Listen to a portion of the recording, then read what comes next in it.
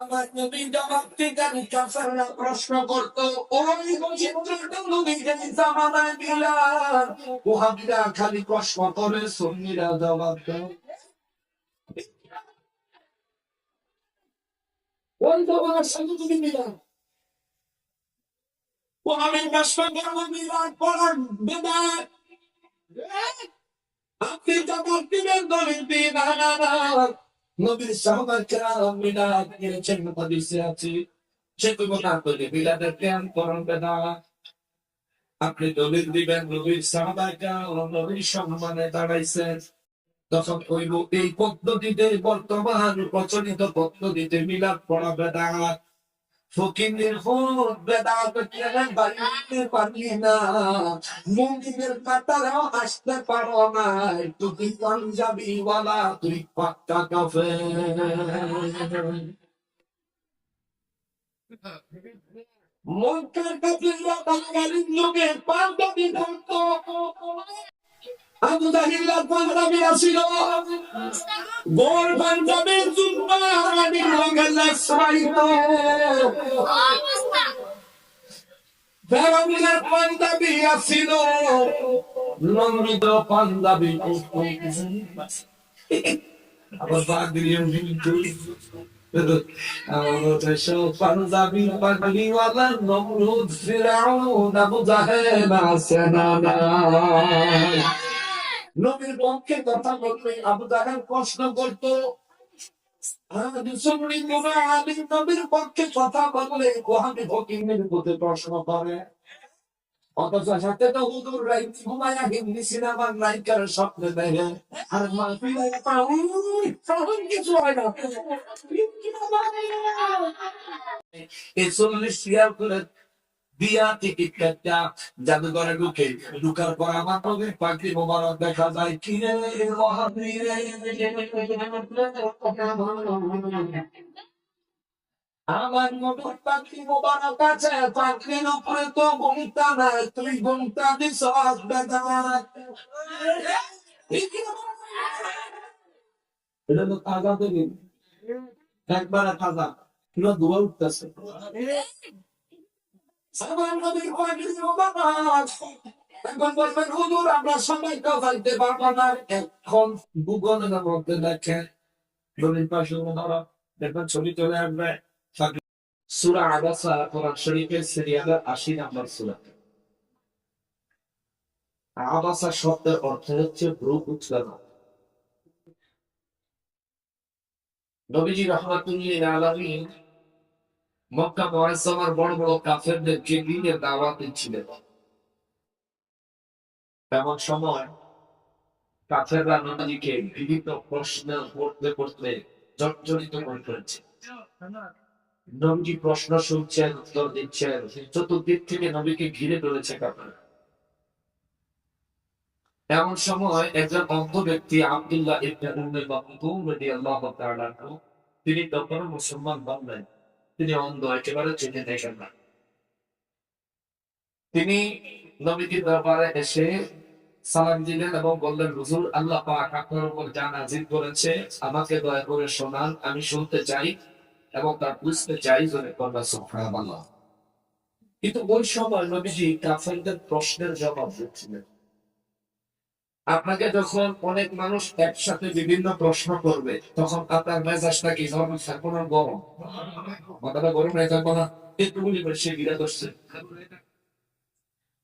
এটা আমরা সাধারণ মানুষ, কিন্তু আল্লাহ রাসূল সাল্লাল্লাহু আলাইহি ওয়াসাল্লামকে যতই প্রশ্ন করা হচ্ছে, নবীজি রাগ করতেছেন না, এক একটা প্রশ্ন শুনতেছেন আর প্রশ্নের উত্তর দিতেছেন। তোরে কর্মা সুবহানাল্লাহ।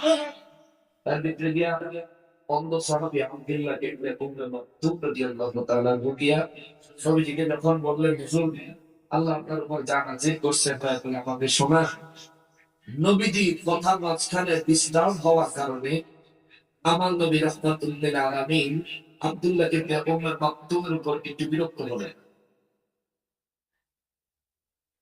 আমাদের যখন টাকা হবে তখন কি হাসিতে নাকি একটু মুখটা কালা করে যায় না? মুখটা কালা করে তো নবীজি রাহমাতুল লিল আলামিন, তিনি তো রাহমাতুল লিল আলামিন, তার চেহারা মোবারক তার কালো হয় না, তিনি একটু ভ্রু মোবারক কুঁচকে রাখা গেছে। সুবহানাল্লাহ। এই ভ্রু মোবারক কুঁচকে নিজে আল্লাহ দেখছে। সুবহানাল্লাহ। আরো যাবে, আরো যাবে। আল্লাহ তার হাবিবের খেয়াল কিভাবে রাখেন।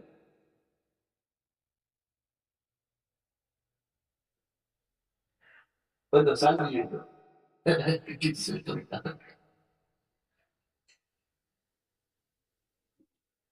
মহান রব্বুল আলামিন আমাদের নবী রাহমাতুল লিল আলামিনের দিকে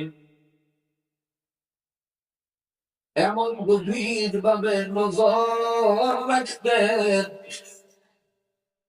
নবী রাহমাতুল লিল আলামিনের রূহ মুবারক কুঁচকাইলো, আল্লাহ সূরা আবাসা নাযিল করে দিলেন। আল্লাহু আকবার। রব্বুল আলামিন সূরা আবাসা শুরু থেকে ১৬ নাম্বার আয়াত কারিমা পর্যন্ত আমার নবী রাহমাতুল লিল আলামিনকে বললেন, নবী গো, আপনি যাদের প্রশ্নের উত্তর দিতেছিলেন তাদের মাঝখানে যে লোকটা আপনার কাছে কিছু জানতে চেয়েছিল, আপনি নবী তার উপর বিরক্ত না হয়ে যদি তার কথার জবাব দিতেন, আজ আমি আল্লাহ তার হেদায়েত দান করে দিতাম। সুবহানাল্লাহ। নূর নবী রাহমাতুল লিল আলামিন এই সূরা নাযিল হওয়ার পরে খোদা আমার নবী নিজে আব্দুল্লাহ ইবনে উম্মে মাকতুমের কাছে যাইয়া তার কাছে আমার নবী জিজ্ঞেস করলেন, আব্দুল্লাহ রে, তুমি কি যেন জানতে চেয়েছিলে? বলে, হুজুর, আল্লাহ তাআলা আপনার কাছে কি নাযিল করেছেন তা জানতে চাইয়া। নবী রাহমাতুল লিল আলামিন তাকে জবাব দিলেন, নবীর কাছে সঙ্গে সঙ্গে সে কালিমা পড়ে মুসলমান হয়ে গেলেন। সুবহানাল্লাহ। ওই ঘটনাটি কেন্দ্র করে আমার আল্লাহ সূরা আবাসা নাযিল করলেন। ১৬ নম্বর আয়াতে কালিমা পর্যন্ত আব্দুল্লাহ ইবনে উম্মে মাকতুমের বিষয়ে আমার আল্লাহ আলোচনা করলেন। ১৭ নম্বর আয়াতে কালিমা থেকে আল্লাহ কাফিরদের বিষয়ে, কুফরি করনে ওয়ালাদের বিষয়ে, আল্লাহকে অস্বীকার করনে ওয়ালাদের বিষয়ে, নবী রাহমাতুল লিল আলামিনকে রাসূল হিসেবে মেনে না নেওয়া ব্যক্তিদের বিষয়ে আমার আল্লাহ রাগান্বিত হয়ে কিছু কথা বললেন। ১৭ নম্বর আয়াতে আল্লাহ বলেন, বিসমিল্লাহির রহমানির রহিম, কুতিলাল ইনসানু মা আকফারা। উচ্চ আওয়াজে বলেন আল্লাহু আকবার। রব্বুল আলামিন বলেন, কুতিলাল ইনসান, ওই মানুষ খুবই ধ্বংস হয়ে যাবে। আমার কথা বুঝে কে বলতেছে? আল্লাহ বলছে ওই মানুষগুলো ধ্বংস হয়ে যাবে। আল্লাহ যারা ধ্বংস হইতে বলে তার কি আর রক্ষা আছে? বলেন, রক্ষা আছে? রব্বুল আলামিন বলেন, কুতিলাল ইনসান, ওই মানুষগুলি ধ্বংস হয়ে যাবে কারা? মা আকফারাহু, যারা কুফরি করেছে। আপনি নবীকে বারবার বারবার প্রশ্ন করার পরেও, আপনি নবী তাদের প্রত্যেকটা প্রশ্নের যথোপযুক্ত জবাব দেওয়ার পরেও যারা ঈমান আনলো না, বিভিন্ন প্রশ্নে জর্জরিত করলো, প্রশ্নের উত্তর পাওয়ার পর আবার প্রশ্ন করলো, এই সবার ছিল তৎকালীন যুগের কাফের বেঈমানদের। ১৪৫০ বছর আগের কাফের বেঈমানদের স্বভাব ছিল আমার নবী রাহমাতুল লিল আলামিনের কাছে প্রশ্ন করতেন, নবীজি জবাব দিতেন, জবাব পায়া আবার প্রশ্ন করতেন, নবীজি জবাব দিতেন, জবাব পায়া আবার প্রশ্ন করতেন, নবীজি জবাব দিতেন। অবশেষে আমার নবী রাহমাতুল লিল আলামিনের এমন অবাস্তব দাবি করতে, যেই দাবি করার কারণে আমার নবী রাহমাতুল লিল আলামিন মাঝে মাঝে বিশাল বিশাল মুআজিজা মুবারক দেখাইছেন। তারপরেও কতগুলো কাফির ঈমান আনে নাই। আমার আল্লাহ তাদের সম্পর্কে বলেন, কুতিলাল ইনসান ওই সমস্ত মানুষগুলি ধ্বংস হোক, মা আকরাহু, যারা নাকি আমি রব্বুল ইজ্জতের পক্ষ থেকে প্রেমিক রাসূলের উপর ঈমান আনলো না, আমি আল্লাহর উপর ঈমান আনলো না, আসমানি কিতাবের উপর ঈমান আনলো না, আমার হাবিবের কথাগুলোর উপর ঈমান আনলো না, আল্লাহ কয় তারা ধ্বংস হোক। চিৎকার দিয়া বলেন নাউযুবিল্লাহ। নবীর যুগে প্রশ্ন করত, নবীজি উত্তর দিতেন, আবার ফিরে প্রশ্ন করত, নবীজি উত্তর দিতেন, আবার ফিরে প্রশ্ন করত, নবীজি উত্তর দিতেন। তার মানে ওদের কাজ ছিল প্রশ্ন করা, নবীজির কাজ ছিল উত্তর দেওয়া। যারা প্রশ্ন করত তারা ঈমানদার না কাফের? যারা প্রশ্ন করত তারা ঈমানদার না কাফের? তিনি প্রশ্নের উত্তর দিতে তিনি রহমাতুল লিল, ধরে বলেন রহমাতুল লিল। আমার নবী জবাব দিতেন, কাফেররা প্রশ্ন করত, ওই চিত্রটা নবীদের জামানায় বিলাল। ওহাবীরা খালি প্রশ্ন করে, সুন্নিরা জবাব দেয়। ঠিক কি না বলেন? ওই জামানার সাথে যদি মিলান, ওহাবী প্রশ্ন করবো মিলাদ পড়া বেদাত, আপনি জবাব দিবেন দলিল দিয়ে না না না। নবীর সাহাবায়ে কেরাম মিলাদ করেছেন, হাদিসে আছে, যেটুকু না করলে মিলাদের জ্ঞান করণ বেদাত। আপনি দলিল দিবেন নবীর সাহাবায়ে কেরাম নবীর সম্মানে দাঁড়াইছেন, তখন কইব এই পদ্ধতিতে, বর্তমান প্রচলিত পদ্ধতিতে মিলাদ পড়া বেদাত। ফকিরের হুদ বেদাত কেন বাইতে পারলি না, মুমিনের কাতারেও আসতে পারো না, তুই পাঞ্জাবি ওয়ালা, তুই পাক্কা কাফের।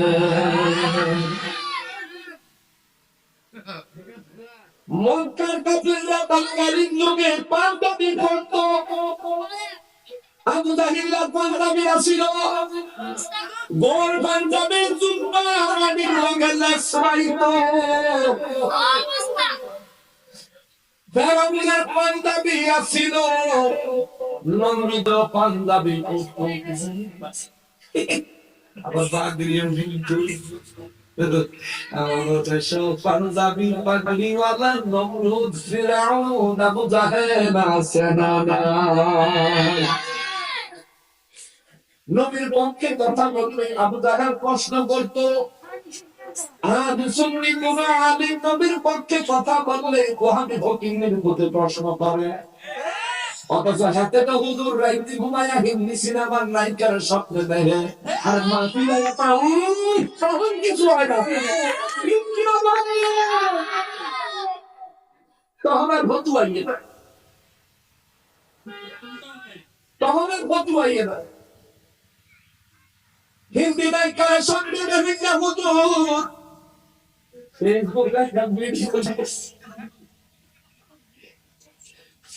একটা ভিডিও দেখছি, কোন মাহফিলে তাকে গেছে গিয়ে আমার মাথায় এখন কিছু আসতেছে না।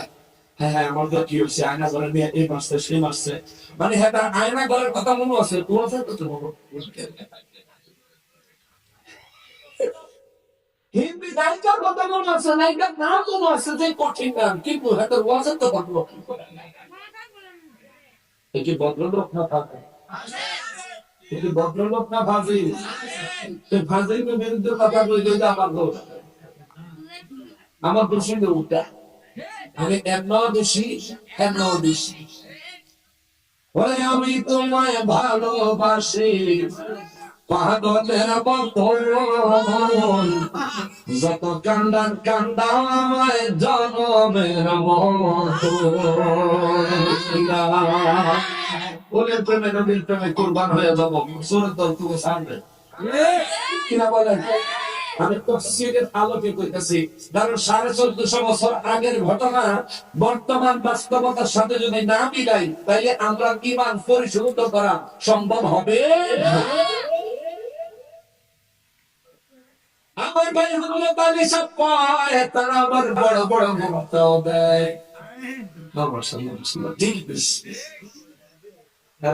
দেখেন পুরুষ হয়ে নারী স্বাস্থ্য চায়, নবী করলেন পাগড়ি মোবারক, আদম নবীর পাগড়ি মোবারক তুরস্কের ইস্তাম্বুল জাদুঘরে আছে।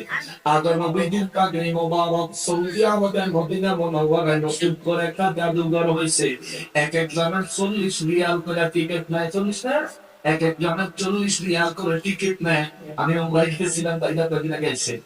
আমি উমরায় যখন গেছিলাম তখন এই জুলাই মাসের 18 তারিখে গেছিলাম। এক একজনের 40 রিয়াল করে পয়সা নেয়।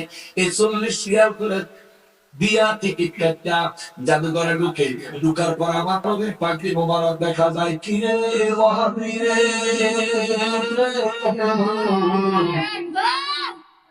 আমার নবীর পাগড়ি মোবারক আছে, পাগড়ির উপরে তো ঘুমটা না, তুই ঘুমটা দিস বেদাত।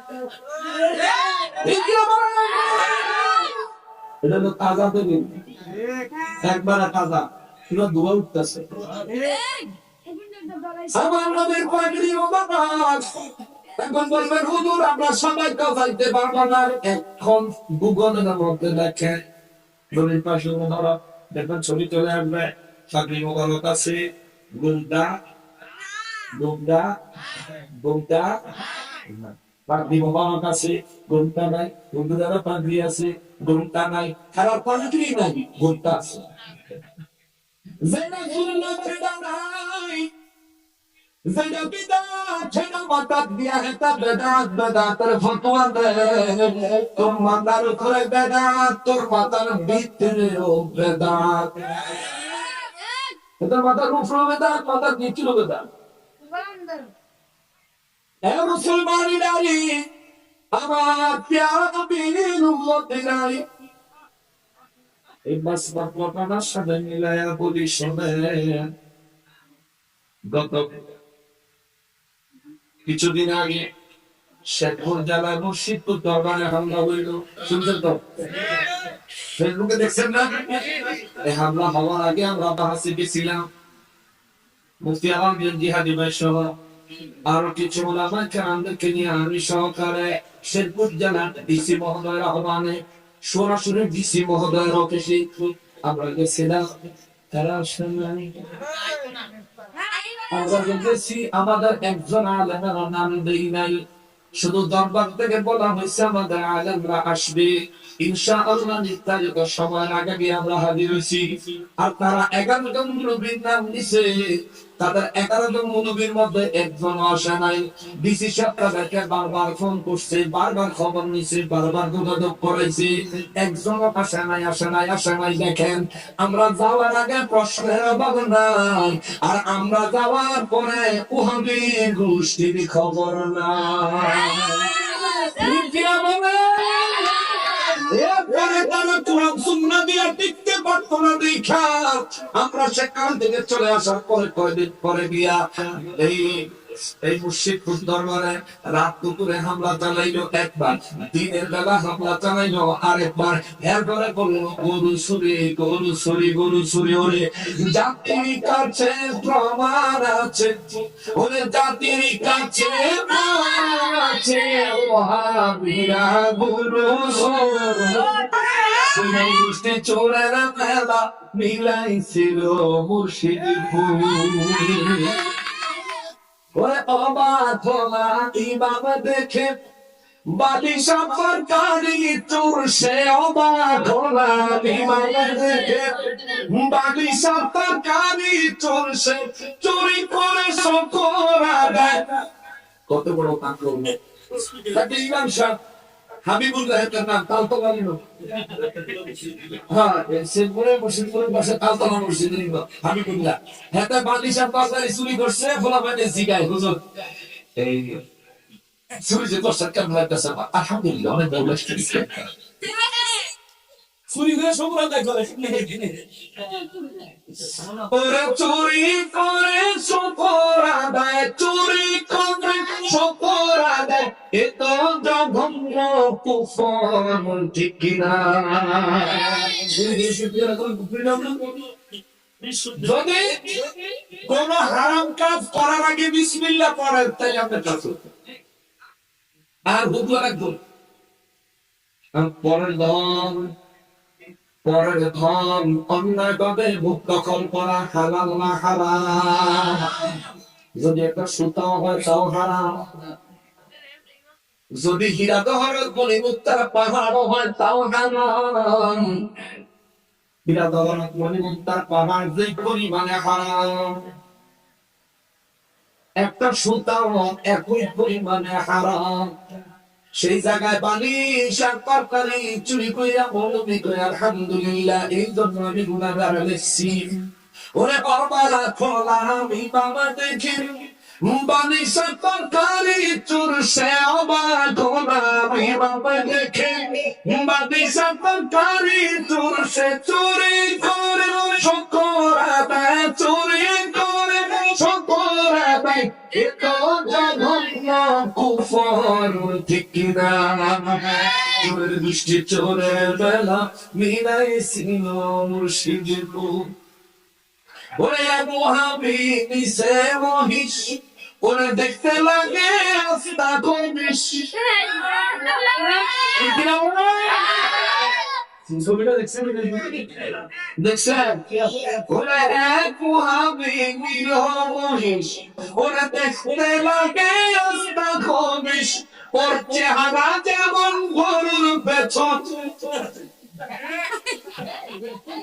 তারপরে সবাই বলেছে গরুর বাছারা আর হলো তার চেহারা।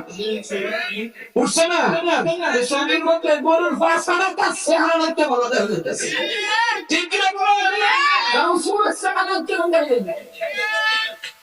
সুর দেখলে দিন দেখলে মানুষের ভাড়া রাখতে দেখলে মানুষে, এই জন্য আমি লিখছি ওরে এক মহাবি নিল মহিষ, ওরে দেখতে লাগে আস্তা কমিস। ওর চেহারা যেমন গরুর পেছন, চেহারা যেমন গরুর পেছন, লাগে যেমন গাছা ফুল। চুলের মিষ্টি চোরের মেলা মিলাইছিল মুর্শিদপুর ঠিক কিনা বলে? রাগ করতেছে আপনারা? আর বাঁশ দিয়ে দোষী রাখতেন। আজকে বেটাল বাস না দিলে বেটা ঝামেলা করলে গর্তের মধ্যে পার বসি যদি বাস দিয়ে দিয়ে দেবো বললে খারাপ করে দিচ্ছি। পাঁচ তলি টুপি মাথায় পড়ে আগুন দিত খোদার ঘরে, পাঁচ তলি টুপি মাথায় পড়ে আগুন জ্বালায় মুশকিল ঘরে। ওরে আগুন দিত কোরআনে, আগুন দিত কোরআনে, এরা আসল ঈমান চোর। আগুনের বিরুদ্ধে আল্লাহর মামলা দেয়, দুর্গ কিন্তু তাহলে বিরুদ্ধে মামলা দিলে কি তুই? তার আগে মামলা দিয়ে কিছু করতেছে, এর আগে মামলা দিয়ে কিছু করতেছে, তার আগে মামলা দেওয়ার আগে তাহলে মামলা যদি 50,000 লোক হইতো মামলা তো দেয় না। ঠিক কিনা বলে? একই বলতে ফিরে আবার করলি আর তো আগে আবার নেই একেবারে এখন না। এখন কি বেচা খেয়ে গেছো? বেচা খাই নিছো? আমার মামলা দিছো আমাকে 6 লাখ টাকা ব্যাক মারতে হবে। আমার ধ্যান নিয়ে গেলে তাহলে সাথে মামলা দিছে, তাহলে সব অপরাধ থাকি ওয়াজের মধ্যে মুর্শিদি গায়, তাহলে সব ওয়াজের মধ্যে মুর্শিদি গায় না কি গায় না গায় তোরে জিজ্ঞেসে তোর ভাই দিয়ে কইছে ঠিক কিনা বলে? তাহলে সব জানো গেলে মুর্শিদি গায়, হেনার লোকেরা মুর্শিদি সারা ঠিক কিনা বলে? মুসলিমের ভিতরে শরীয়তের খেলাফ কিছু আছে, বলে শরীয়তের খেলাফ কিছু আছে। তাহলে মুর্শিদি লোকে কি গান বাজে, তাহলে মুর্শিদের লোকে জিকিরের লোকে যদি গান বাজাইয়া তোরা লাগাইছ কম্পিউটার দিয়া সফটওয়্যার দিয়া, তাহলে দোল তবলা দিয়া গান গায়। মামলাটা তো বিরুদ্ধে হওয়া উচিত, সাইবার ক্রাইম মামলা হওয়া উচিত, ডিজিটাল নিরাপত্তা আইনে মামলা দেওয়া উচিত। কিন্তু তাহের সাথে এই সাগর পাগল দেওয়ার সময়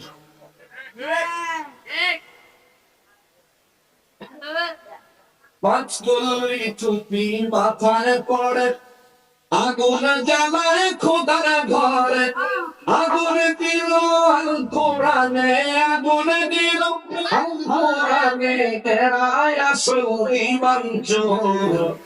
চোরের গোষ্ঠী চোরের মেলা মিলাইছিল মুর্শিদপুর।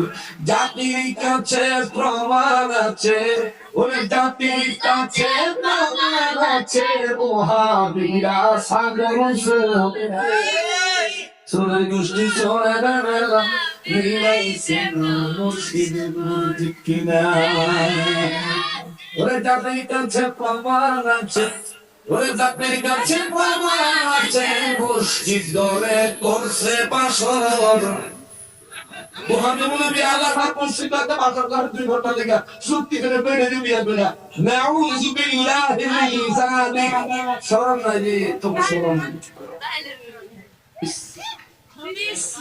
মুখ দেখাও করতে তোমরা সাধনা কবর মাজারে হামলা দিছ, ওই মুর্শিদপুর দরবারে হামলা দিছ, আল্লাহ তোকে ইজ্জতে হামলা দিছে। এমনি তো পুরান সাইনবোর্ড আছে বলদার পর এখন যেটা করছো আয় হায় মুর্শিদ খতিব সাথে মসজিদে যেতে বাসা করে ইমাম সব ভাড়া ওরে ইমাম রে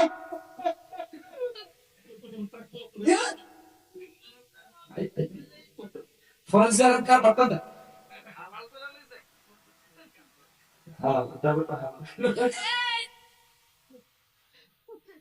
এরা মুসলমানের নারী আমার প্যারা নবীর উম্মতে নারী মহারাপুল ইজ্জাত বলেন উতিলাল ইনসান ওই সমস্ত মানুষগুলি ধ্বংস হয়ে যাক। অভিশাপ দিলেন কি বলেন কি?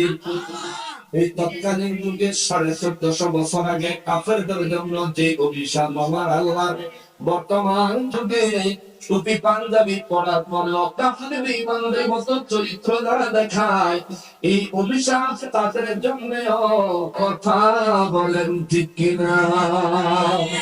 রব্বুল আলামিন সূরা বাকারা 18 নম্বর আয়াতে বলে, আমি আল্লাহ মানুষের ধ্বংস হইতে বলছি। কুফরি দুনিয়ার মানুষ যত মাস্তানি করে, দুনিয়ার মানুষ যত বাহাদুরি করে, দুনিয়ার মানুষের বলে তারা যদি চিন্তা করে মিন আইয়ি শাইইন খালাকাহু, আমি আল্লাহ তাআলা কিসের থেকে বানাইছি একটু তারা বলেন, সে যেন চিন্তা করেন। একদিন এই মানুষের কোনো অস্তিত্বই ছিল না, তার বাবাই জানতো না সে দুনিয়াতে আসবে কিনা, তার মা জানতো না সে দুনিয়াতে আসবে কিনা। আমি রব্বুল আলামিন তার বাবার দেখা থেকে তার মায়ের গর্ভে আমি আল্লাহ এতটা নূতফা পাঠাইছি। আল্লাহ কখন নবী গো জানায় দেন মিন নুতফাতিন খালাকাহু ফাকাদ্দারা। আমি রব্বুল আলামিন তার বাবার দেখা থেকে তার মায়ের গর্ভের ভিতরে এক ফোঁটা নূতফা পাঠাইছি। এই এক ফোঁটা নূতফার ভিতরে আমি আল্লাহ কমপক্ষে 12 লাখ সর্বোচ্চ 60 লাখ আমি আল্লাহ মানুষ জন্মগ্রহণ করার মতন ক্ষমতা রাখছি। আল্লাহু আকবার। কমপক্ষে 12 লক্ষ মানুষ, সর্বোচ্চ 60 লক্ষ মানুষ এক ফোঁটা নূতফা থেকে বীর্য থেকে আমার আল্লাহ বানাবেন বলে সিদ্ধান্ত নিয়েছেন। আল্লাহ কয় মানুষের বলেন তারা যারা চিন্তা করে একটু ভাববে আল্লাহ আল্লাহ বলতেছে তারা যারা চিন্তা করে তারা কি ছিল, তাদের অস্তিত্ব কোথায় ছিল? কিছুই ছিল না, কিছুই ছিল না, কিছুই ছিল না। আল্লাহ আমি তাদেরকে নুতফা থেকে বানাইছি, এক ফোঁটা নুতফা তার মায়ের গর্ভে ঢুকাইছি। তার মায়ের গর্ভে প্রবেশ করার পরে আমার রব্বুল ইজ্জত বলেন ওই এক ফোঁটা নুতফার মধ্যে আমি আল্লাহ 12 লক্ষ শুক্রাণু রাখছি, কমপক্ষে সর্বোচ্চ 60 লক্ষ শুক্রাণু রাখছি। ওই 60 লক্ষ শুক্রাণু থেকে 59,99,999টা শুক্রাণু বাদ দিয়া একটা শুক্রাণুরে বাঁচাইয়া আমি রব্বুল আলামিন একজন মানুষ বানাইছি। চিৎকার দিয়া বলে আল্লাহু আকবার। 60 লক্ষ শুক্রাণুর সাথে ফাইট করে আল্লাহ আমাকে কবুল করছেন, গোলাম কবির ভাইরে কবুল করছেন একজন, হযরত আলীর ভাইরে কবুল করছেন একজন, এর মধ্যে 59,99,999 শুকরানু আল্লাহ বাদ দিছেন। একজনকে আল্লাহ শিখাইছে, ওই একজন আমি, ওই একজন আমি। আল্লাহ কয় এই একটা শুকরানু আমি আল্লাহ শিখাইয়া 40 দিন পর্যন্ত করে এমনি রাখছি। 40 দিন পরে একটা রক্তের পিণ্ড বানাইছি। 40 দিন রক্তের পিণ্ড থাকার পরে এই রক্তের পিণ্ডটারে আমি আল্লাহ আবার 40 দিন রক্তের পিণ্ডই রাখছি। 40 দিন পার হওয়ার পরে এখানে একটা গোশতের টুকরা বানাইছি। এই গোশতের টুকরাটারে আবার 40 দিন রেখা পুরো 120 দিন পরে তোমার মায়ের গর্ভে তোমার গোশতের ভিতরে আমি আল্লাহ হাড্ডি বানাইছি। নবী রাহমাতুল্লিল আলামিন বলেন 120 দিন পার হওয়ার পরে আমার রব্বুল আলামিন একজন ফেরেশতা মায়ের গর্ভে পাঠায়। এই ফেরেশতায় আসে, আয়েশা এই ব্যক্তির কপালের মধ্যে তার ভাগ্য লিখে দিয়ে যায়। সুবহানাল্লাহ। দুনিয়াতে কি শয়তান ওয়াজি কাটবে, কবে করবে, কোন কোন বিপদে পড়বে, আমরা কি ঈমানদার হইবেন না বেঈমান হইবেন, আমরা কি জান্নাতি হইবেন না জাহান্নামী হইবেন, সব ফয়সালা এই ফেরেশতার কপালে লেখা দিয়ে নাই। কার নির্দেশে? আল্লাহর নির্দেশে। নূর নবী রাহমাতুল্লিল আলামিন বলেন এই জন্য আমার আল্লাহ সূরা আবাসা 19 নম্বর আয়াতে কারিমে বলেন মিনুত ফাতিন ফাতাকে তোমার যখন একটা শুকরানু আমি আল্লাহ নির্ধারণ করলাম, সেখান থেকে তোমার 40 দিন পরে রক্তের টুকরা, তারপরে 40 দিন পরে তোমার গোশতের টুকরা, তার 40 দিন পরে তোমার গোশতের ভিতরে হাড্ডি দিলাম, তোমার দেহের আকার হলো ছোট্ট। এর মধ্যে আমার পুলিশ ফেরেশতা পাঠায়া ভাগ্য লিখা দেয়।